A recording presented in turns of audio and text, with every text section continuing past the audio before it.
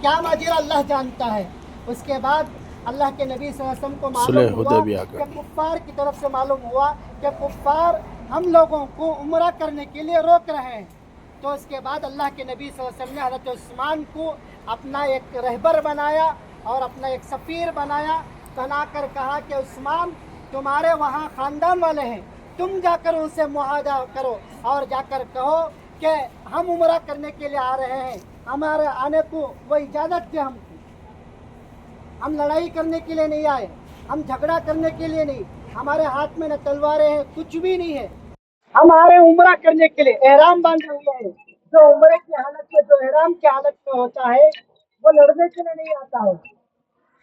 उसके बाद हज़रत उस्मान तस्वीर बनाकर मक्के की तरफ भेजे गए। तो हज़रत उस्मान ने जाकर कहा कि अल्लाह के नबी सल्लल्लाहु अलैहि वसल्लम और सहाबा यहाँ उम्रा करने के लिए आ रहे हैं,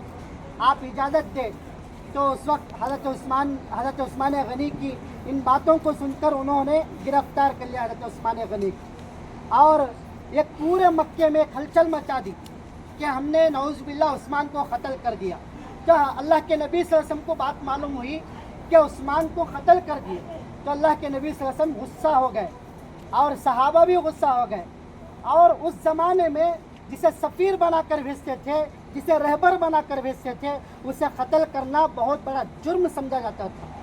बहुत बड़ा जुर्म समझा जाता था। क्योंकि जो रहबर होता है, जो बड़ा लीडर होता है, उसे कत्ल करना तो बहुत बड़ा जुर्म होता है। तो अल्लाह के नबी सल्लल्लाहु अलैहि वसल्लम को बहुत अफसोस हुआ और सहाबा के पास इसी दरख्त के नीचे, कीकर का एक दरख्त था यहाँ पर, इसी दरख्त के नीचे पूरे सहाबा को गुस्से की हालत में अल्लाह के नबी ने बुलाया और कहा कि अब इस वक्त जंग के लिए तुम बैत करो। हाथ रखा अल्लाह के नबी ने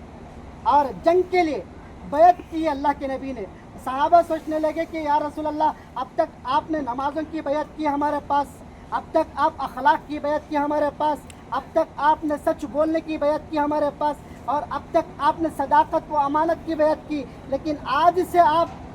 लड़ाई की बैत कर रहे हैं और हम लोगों को आप कह रहे हैं कि हमारी जान में जान, जब तक हमारे जिस्म में खून का खतरा भी अगर बाकी है, जब तक हम उस्मान की शहादत के लिए लड़ते रहेंगे काफिरों से, वादा करो पूरे। तो अल्लाह के नबी सल्लल्लाहु अलैहि वसल्लम के हाथ पर पूरे सहाबा बैत रिजवान कहते हैं इसे, पूरे सहाबा ने अल्लाह के नबी सल्लल्लाहु अलैहि वसल्लम के हाथ पर हाथ रखा और बैत की। फिर उसके बाद अल्लाह के नबी ने अपना दूसरा हाथ उठाकर ऊपर से ऊपर के हाथ पर रखा और कहा कि देखो ऐ सहाबा, अगर वलो बिलफर्ज, अगर उस्मान गनी अगर जिंदा निकल गए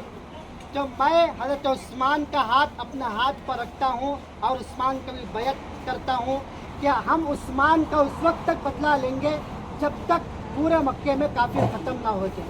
हम बदला ज़रूर लेंगे। तो हज़रत हुज़ूर अकरम सल्लल्लाहु अलैहि वसल्लम ने हज़रत उस्मान गनी का हाथ उठा कर